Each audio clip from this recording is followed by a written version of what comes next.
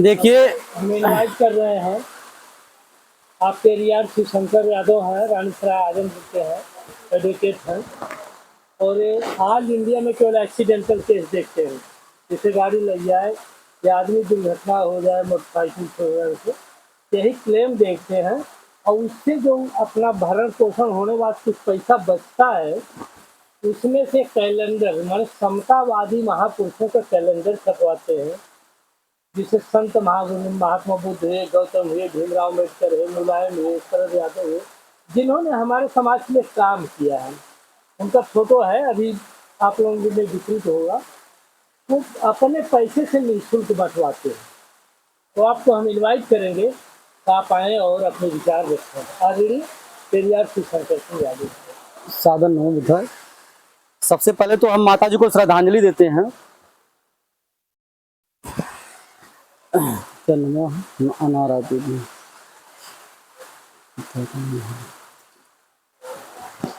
सबसे पहले हम क्योंकि पैसे से लगा है, समाज में कल्याण के लिए दे रहे हैं, तो ज्ञान बनेगा और अंधविश्वास शासन से लोग दूर होंगे। इसलिए यहाँ भेजिए मत, इधर खड़े जाइए बस। हाँ, इनके स्थान पर इनका फोटो लगावे, जिन्होंने आपके लिए अपने परिवार बीवी बच्चे तक को कुर्बान कर दिया हमारे आपके लिए, किन लोगों ने। तो इनका फोटो लगाइए, पूजा इनका करिए। एक एक थोड़ी दीजिए, इकट्ठा गिर जाएगा। 10 दीजिए। एक परिवार में केवल जो लोग यहाँ आए हुए हैं, सबसे पहले उनको जो है सादर नमो बुद्धाय, जय भीम।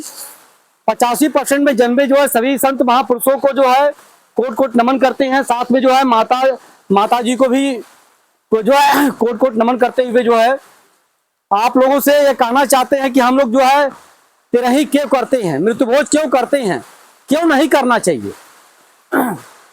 सबसे बड़ी बात ही है, हमारा समाज ये नहीं समझ पाया आज तक कि हम किस पायदान पे हैं। वो IAS हो गया, PCS हो गया, DM SP जो है प्राइमरी से अध्यापक, चपरासी, जो कुछ भी हो गया, वह अपने को यह तो नहीं समझ पाया कि हम किस पायदान पे हैं। इस समाज में जो इस मनुष्य की जो है मनुष्य जगत में जो है हमें किस एक समाज ने हमें किस पायदान पे रखा है। कहते हैं कि धर्म में ऊंच नीच, अब ब्राह्मण के आगे सारे नीच, ब्राह्मण के आगे सारे नीच। आज भी हम आप लोगों से परिचित नहीं है, तो हम ये बताते हैं कि आज भी सब लोग हिंदू बनते हैं, हिंदू की परंपरा जानते नहीं। महिलाएं ज्यादा हिंदू का ढोंग और रीति रिवाज करती हैं। हम उनको पर ब्लेम नहीं लगा रहे हैं, ऐसा समाज में आ रहा है। कहने का मतलब यह है, कहने का तात्पर्य है कि हमें करना क्या है। क्योंकि आपको तो जो है सबसे बड़ी समस्या कि आपकी सुरक्षा कैसे होती है। क्या आप एक रक्षा बंधन बांधती हैं, उससे सुरक्षा हो जाएगी आपकी। डॉक्टर भीमराव अम्बेडकर जी ने कभी रक्षा बंधन नहीं बनवाया था, लेकिन संविधान में महिला हिंदू कोड बिल लिख के वो पूरे महिलाओं की सुरक्षा लगा जो दे दिया, पूरे महिला समाज का सुरक्षा दिया। वो किसी जात की हो, किसी धर्म की हो, वो आजाद है। कोई व्यक्ति अगर प्रताड़ित करता है तो वह जो है कोर्ट में जाने के लिए आजाद है। हर तरह से आजादी उसको मिली है। कि आज जब संविधान लागू नहीं था, उससे पहले कोई आजादी थी? कोई आजादी नहीं थी। तो हम रक्षा बंधन से क्या तात्पर्य पाते हैं?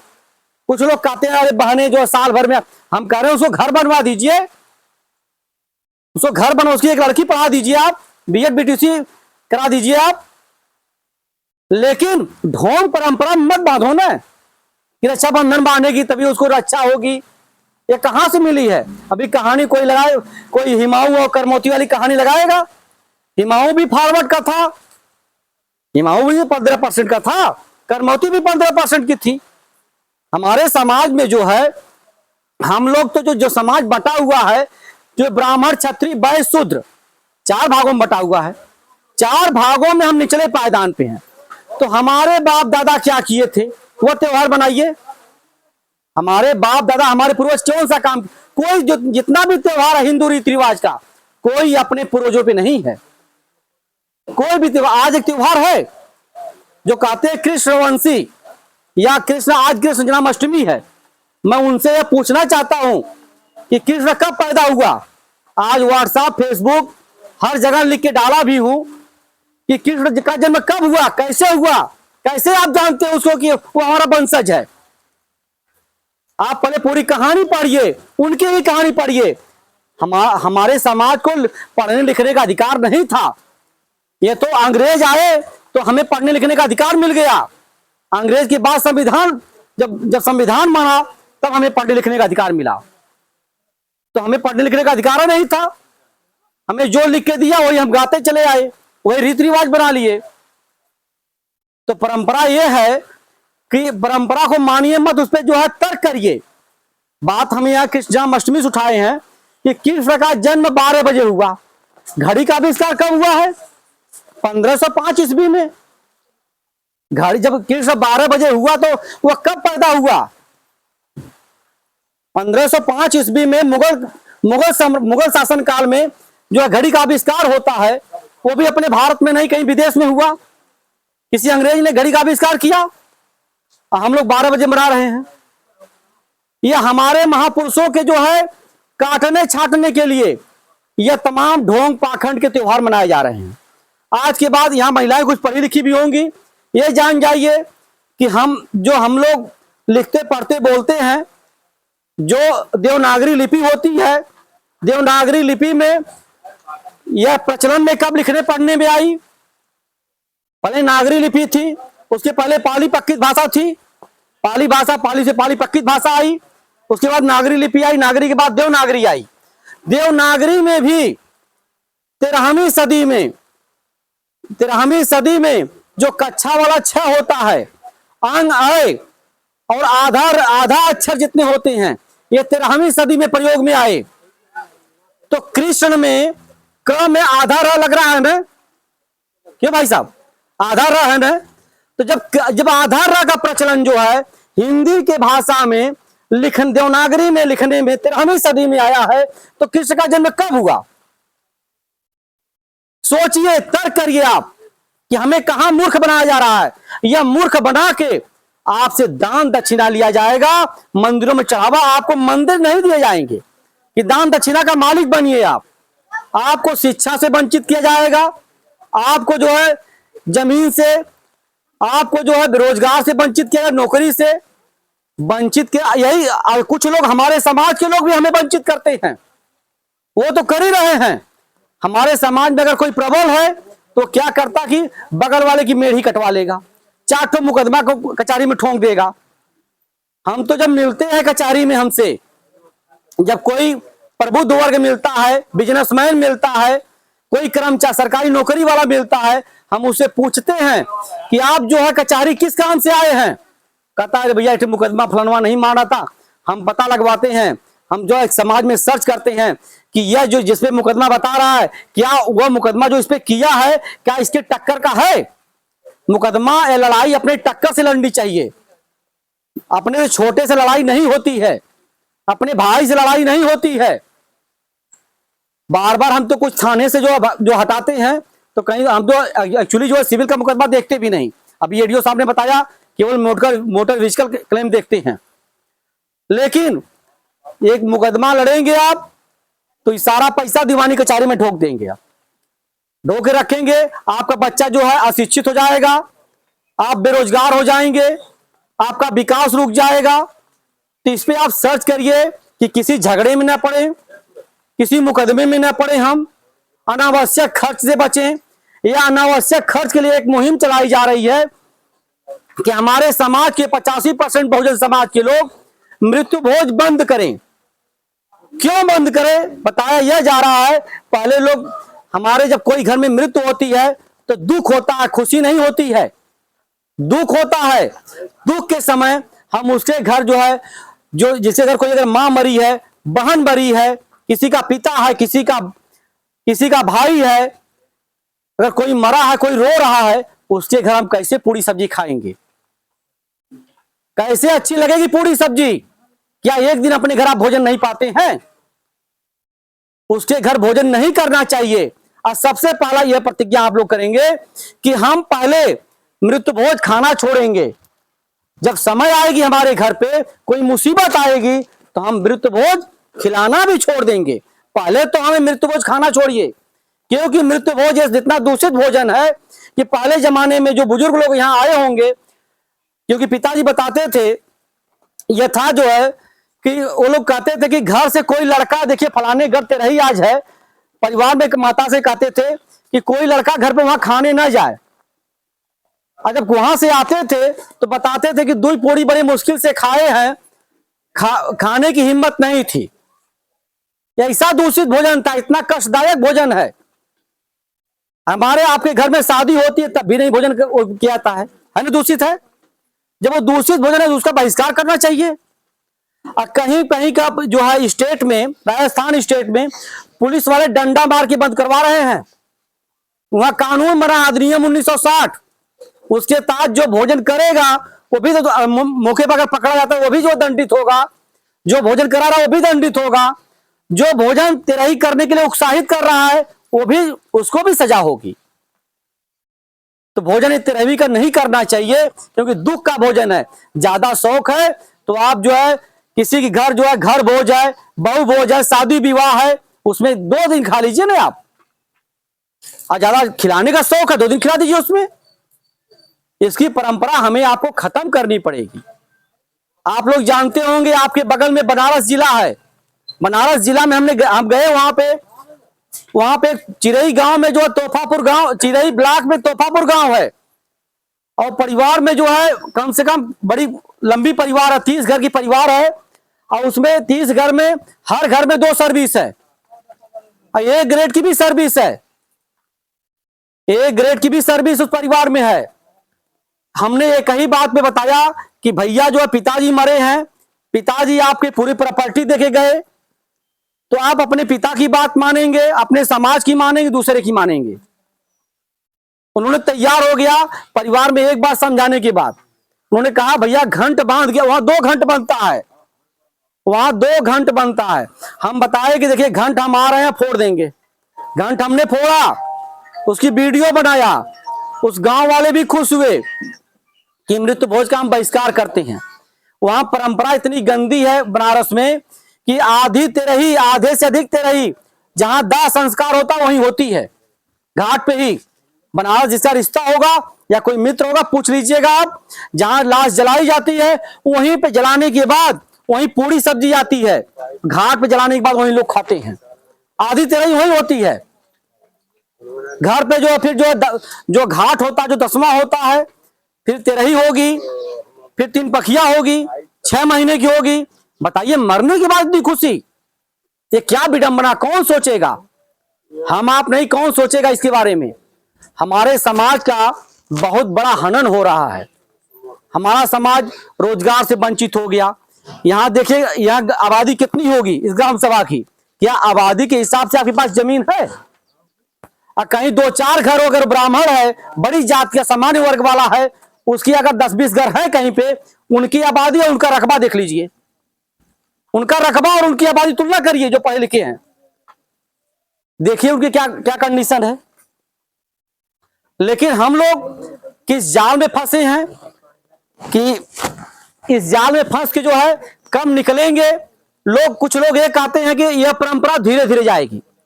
हम कहते हैं मत बताइए, धीरे धीरे कहने के बाद आजादी जो है 70 साल चली गई, हमारा देश आजाद हुए 70 साल हो गया। आज हम जहां के तहां पड़े हुए हैं। क्यों? क्योंकि हम छत्री बन रहे हैं, यदुवंशी छत्री बन रहे हैं, ब्राह्मण नहीं बन रहे हैं।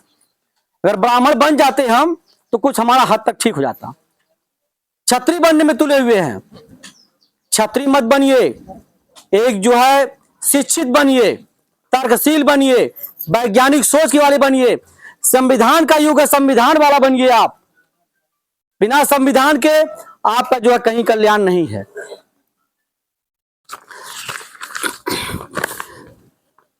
देखिए एक बात बताएंगे, आप लोग हर जगह हिंदू मुसलमान की बातें सुनते होंगे, दाल से सस्ता दलित है। हम भी दलित हैं, आप भी दलित हैं, ये नहीं कि आप अहिर हैं, कोई मौर्य, कोई जो पासी है, सब लोग दलित हैं।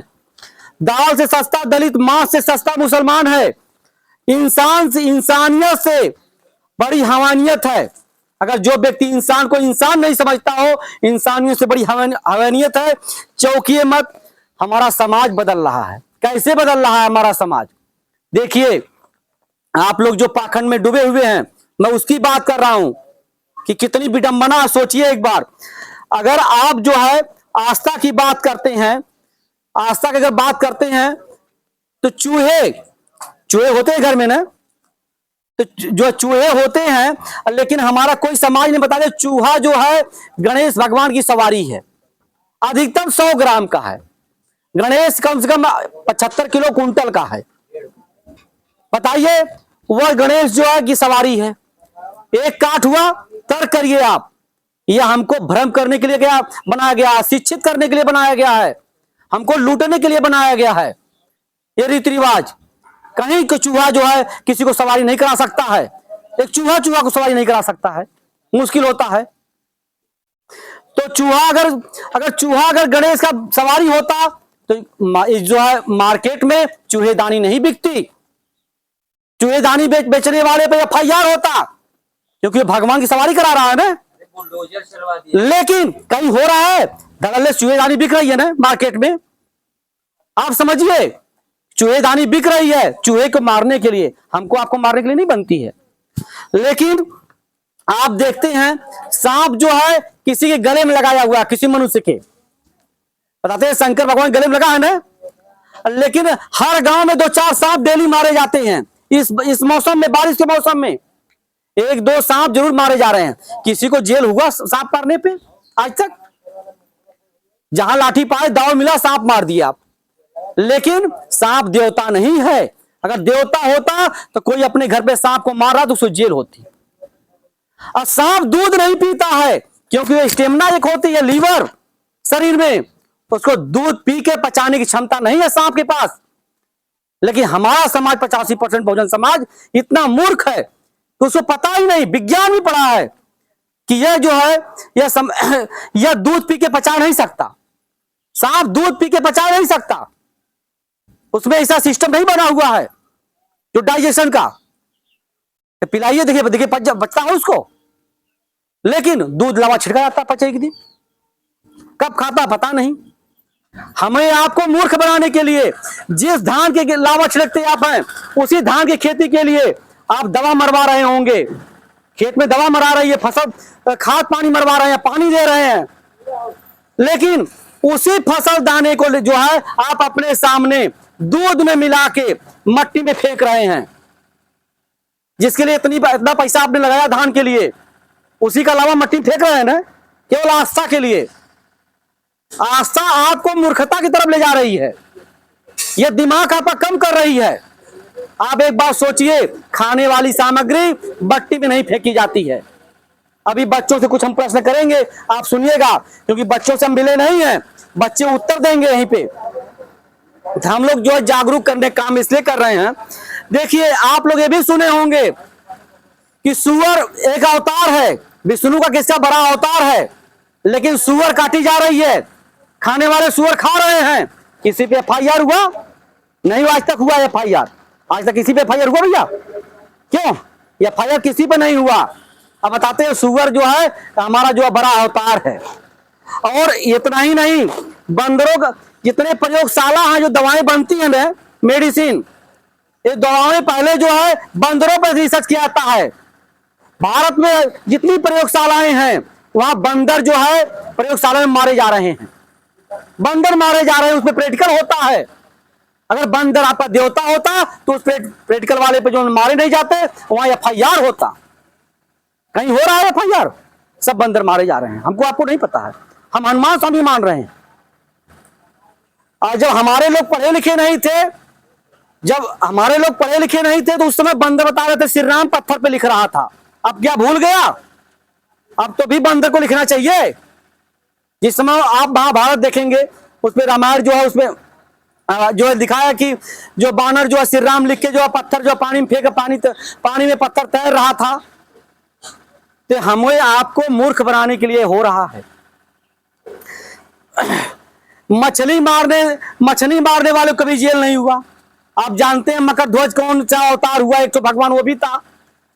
कभी वो मछली खा भी रहे हैं, मार भी रहे हैं, कहीं कोई जेल हुआ? अगर उनका भगवान होता जेल होता। जो है जवाहरलाल नेहरू से पूछा गया, जब विदेशी में अंतरराष्ट्रीय मीटिंग हुई, उस मीटिंग में पूछा गया कि आपके देश में राम पैदा हुए हैं, राम कोई महापुरुष है? उन्होंने कहा हमारे यहाँ कोई राम नहीं पैदा हुए। जवाहरलाल नेहरू को क्यों उपेक्षित करते हैं मनुवादी? इसलिए करते हैं, उन्होंने साफ इनकार कर दिया कि हमारे देश में कहीं राम नहीं पैदा हुए थे, राम की कहानी कपोल कल्पित है। और जो हमारे समाज के पेरिया ललई यादव ने सच्ची रामायण लिखा है, वो भी जो है एक राम को कपोल कल्पित साबित कर दिया। रामायण जो सच्ची रामायण लिखा, सुप्रीम कोर्ट ने कहा कि सच्ची रामायण है, वो रामायण झूठी है। जो हमारे यहाँ पे घरों में केवल मैं पहले से कह रहा था, जब मैं 8 में, मुझे याद है 8 में था, कक्षा 8 में, मेरे घर मेरे सुनने में कभी नहीं हुआ है। पिताजी विरोधी थे, अब मेरे सुनने में कभी कोई कथा पूजा पाठ नहीं हुई। तो इसलिए हम कहना चाहते हैं कि यह जो है वह ठाकुरों और पंडितों की लड़ाई है। पूरी कहानी यही कहती है कि दो समुदाय की लड़ाई है, और दोनों समुदाय की लड़ाई क्या करती है? एक महिला को इज्जत लेती है, एक महिला की इज्जत लेती है। अब बताइए, महिलाएं स्वीकार करती हैं? आपके घर की बहन बेटी अगर कोई हो, किसी के शादी की जाए, आपका दामाद हो या आपका लड़का हो, आपकी बिटिया हो, अगर उसे गर्भवती करके जंगल में छोड़ा जाए, क्या स्वीकार है? भाइयों में किसी को स्वीकार है इसे? लेकिन जब वो चीज वैसी घटना घटी है किसी किताब में, क्या हम आप अपने घर में रखेंगे उस किताब को? क्यों रखते हैं? बच्चों को बताने के लिए, वो इतिहास बच्चों को बताने के लिए किसी का। तो हमें आपको समझना पड़ेगा कि हमें करना क्या है। और देखिए, हमारे आपको जो है, जब हम लोग जागने लगे तो मनुवादियों ने जो एंटीनाधारी हैं, एक गांव में आएगा, सबको मोटिवेट करेगा वो हमारे जाने के बाद। कुछ गांव वाले हैं जो हमारे खिलाफ मोटिवेट, हमें उसका फर्क नहीं पड़ता है, क्योंकि हम पेशे से अधिवक्ता हैं। हम जानते हैं 10 आएंगे वो फक्ता मार दें, लेकिन अगर जिंदा रहे तो कल छोड़ेंगे नहीं।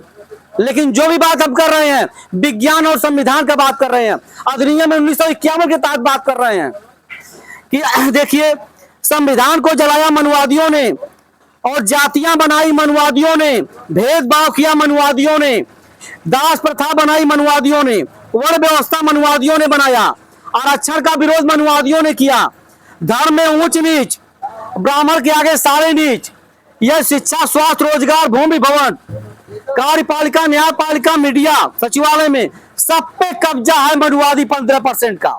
85% बहुजन समाज वहां से वंचित है, वो वंचित करके रखा है। बताइए, हम कहां से आजाद हैं? हम आजादी बनाते हैं 15 अगस्त को, हम कहां से आजाद हैं? हमें हक अधिकार कहीं मिला? आप देखेंगे एक विधायक है, उसी के लड़के को टिकट मिलेगा, फिर उसी के लड़के को मिलेगा। क्या हमारे आप में से कोई प्रधान नहीं बन सकता, महाप्रधान नहीं बन सकता, MP MLA नहीं बन सकता? हम आप गुलाम हैं। हम तो कहते हैं, कोई अगर आपसे वोट मांगने आता है तो उसे सवाल करिए कि बड़े भाई आपको वोट क्यों दें, किस लिए दें, और वह वोट लेने वाला समझावे कि हमें इसलिए वोट दीजिए और क्यों दीजिए, वो समझावे आपको आज। लेकिन उसका दलाल एक आएगा आपके घर और कहेगा, उनके पास समय ज्यादा नहीं है, MP साहब आपके यहाँ तक आएंगे, आप वोट उनको दीजिए। दलाल घूमता अगल बगल, और दलाल की वजह से आज वो मनुवादी जीत गए। अगर हमारे 85% बहुजन समाज के जितनी MP MLA पार्टियां हैं, अगर एक घर घर जाती, आपसे मिलती तो शायद वो नहीं जीत पाते, क्योंकि हम संख्या में भारी हैं, हम संख्या में सबसे अधिक हैं। लेकिन वो क्यों जीत रहे हैं? दलालों की वजह से। वह कहते हैं कि हम रोड बनाए, सड़क बनाए, नाली बनाए। उनसे बोलिए कि यह सब चीजें सम्राट अशोक और चंद्रगुप्त मौर्य में भी बनाया गया था। सिंधु घाटी, हड़प्पा सभ्यता, कालीबंगा, सब सभ्यता, जितनी घाटी सभ्यता घटी जो है, सब खुदाइयों में नाली मिली है, सड़क मिली है। आप जो जिसको कहते हैं ग्रैंड ट्रंक रोड, सबसे पहले बनवाने वाला चंद्रगुप्त मौर्य था। चंद्रगुप्त मौर्य के बाद शेरशाह सूरी ने मरम्मत करवाया। फिर एक अंग्रेज ने मरम्मत करवाया, उसका नाम रखा ग्रांड ट्रंक रोड। वह जिसने जिसने काम किया वो अपने नाम पे रख दिया। चलिए बेटा खड़े हो जाइए, बस यही बच्चे हैं। ए बेटी आओ, चलो बीच से आइए, बेटिया बेटिया भेजिए, आओ बेटा आओ, इधर खड़े जाइए सामने, फोटो के बगल में इधर खड़े जाइए, ये यहाँ खड़े जाइए। तू जा गोदी में बैठा, जा क्या लग जाएगी। आ बेटिया देखिए, आप लोग हमको कभी देखे नहीं थे, नहीं देखे थे, नहीं देखे, बेटिया देखी थी नहीं। अच्छा, सबसे बड़ी बात यह है, इन बच्चों से हम विज्ञान और संविधान के प्रश्न पूछेंगे। ये बताइए हमारे देश का क्या नाम है? भारत। हम थोड़ा तेज बोलिए, अब सिर थोड़ा ऊंचा करके बोलिए। हमारे देश का नाम भारत है। तेज बोलिए, रिकॉर्डिंग हो रही बेटा, क्योंकि मालूम हो गया आपने बोला है भारत। और दूसरा क्या नाम है? इंडिया। इंडिया। तीसरा भी कोई नाम है? हम क्या हिंदुस्तान। ये कौन बताया था बेटा? टीचर लोग बताए थे हमारे देश का नाम हिंदुस्तान है। कौन कौन टीचर थे? कोई टीचर आया वो नाराज नहीं होगा, क्योंकि बनारस में एक टीचर को हमने लतेड़ा था, खूब मारा नहीं था खाली।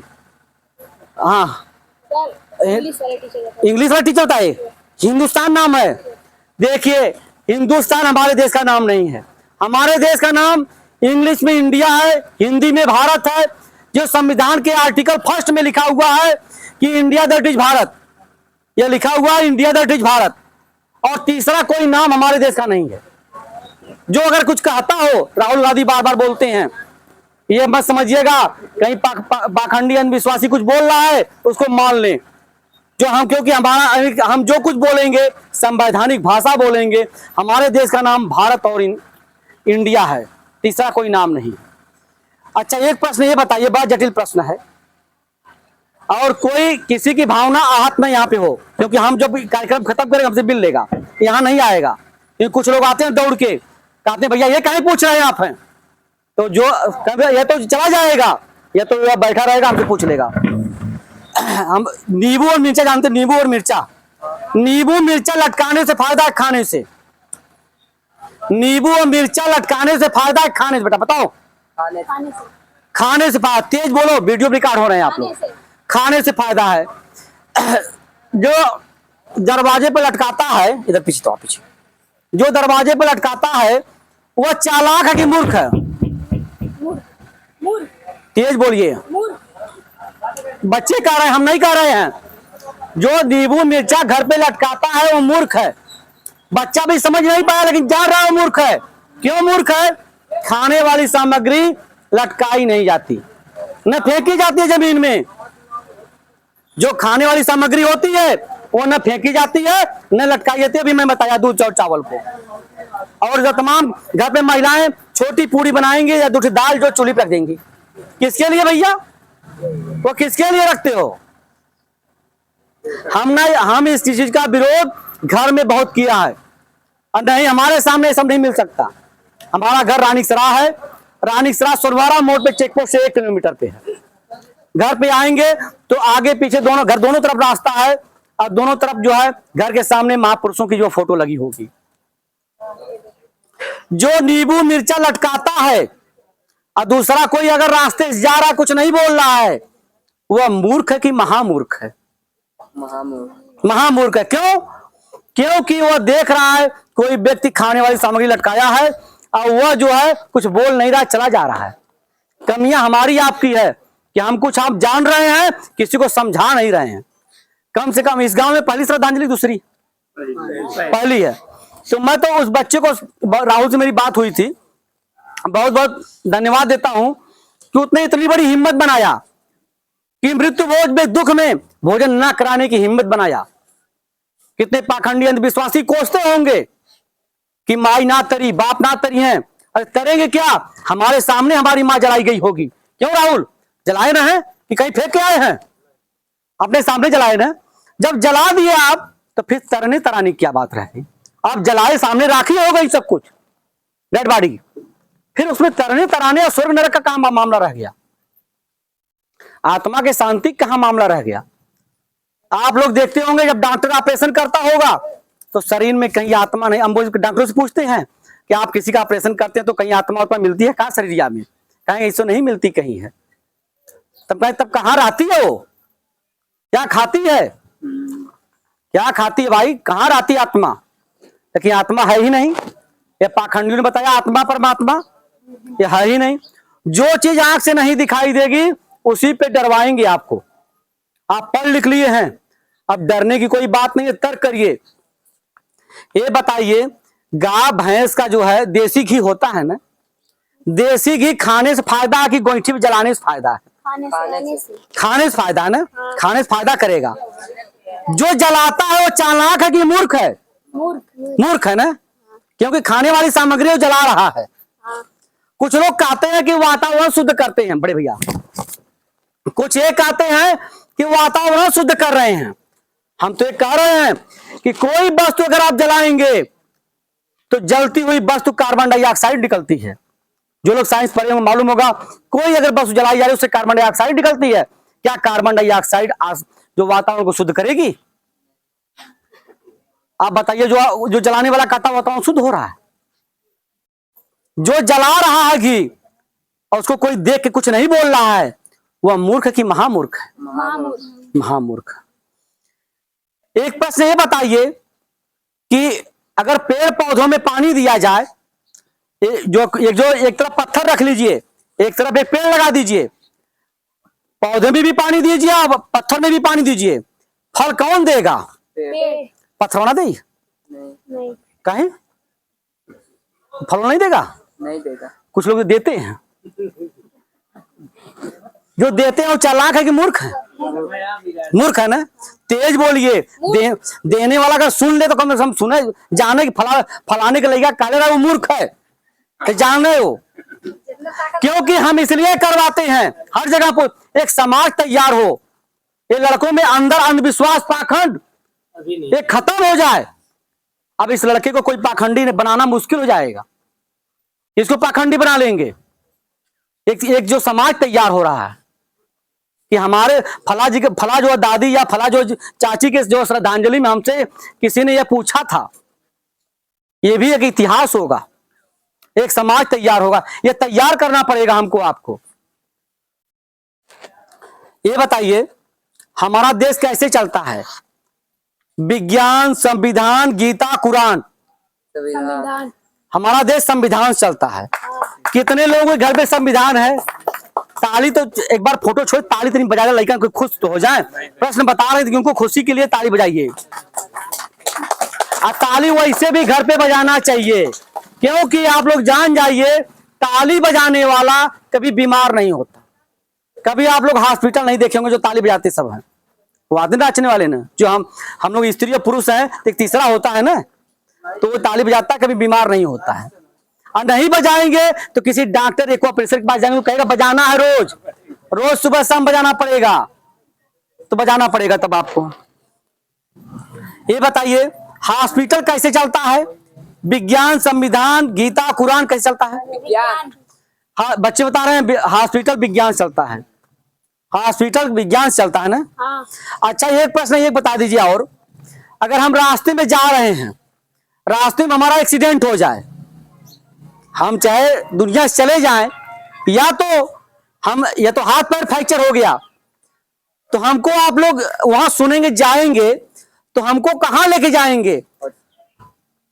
मंदिर, मस्जिद, गिरजाघर, हॉस्पिटल? हॉस्पिटल। बच्चे बता रहे हैं। लेकिन माताएं बहने किसी के बीमार होने पे मनौती मत मानिएगा, ओझा सोखा मत लाइएगा। बता रहा हूं ओझा सोखा की कहानी बड़ी जटिल कहानी है।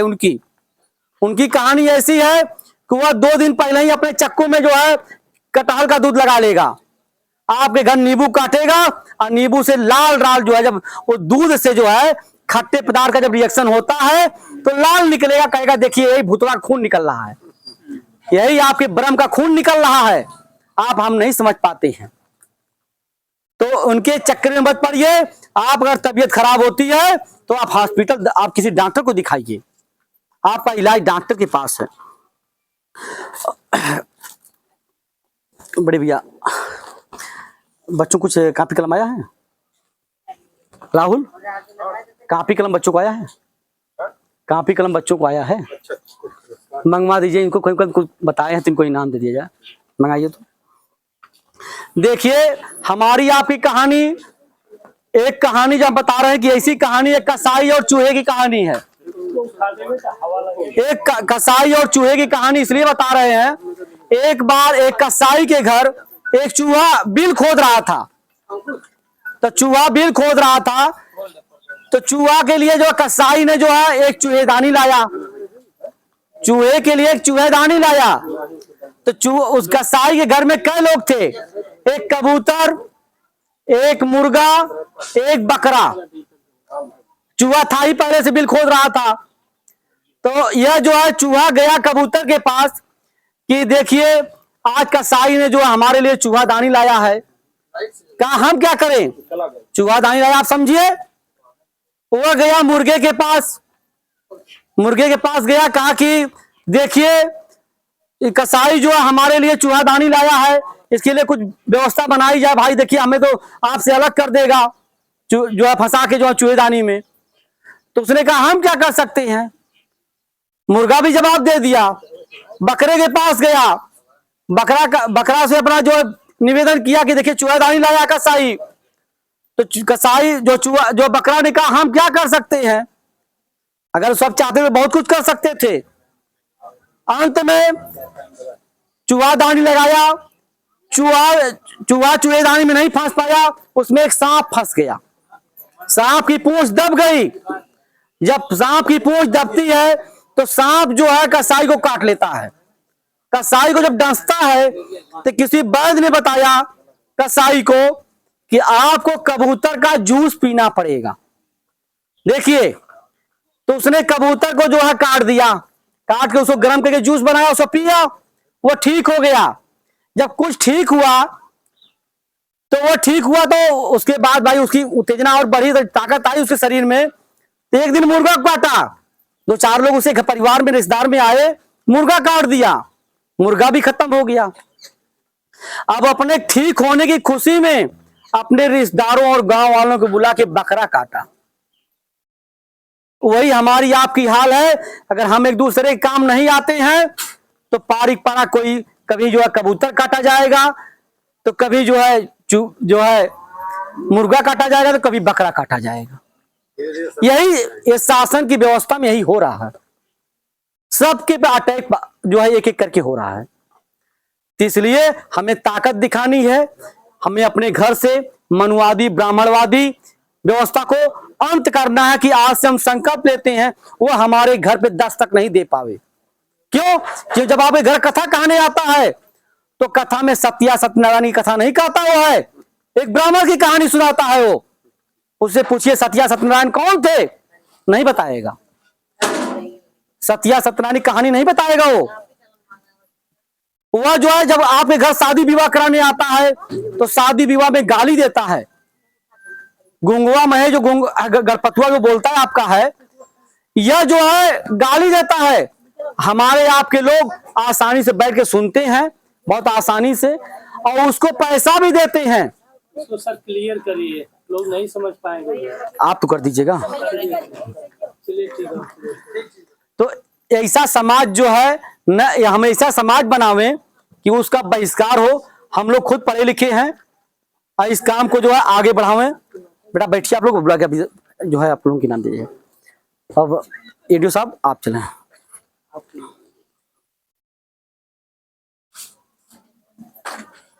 हमारे यहाँ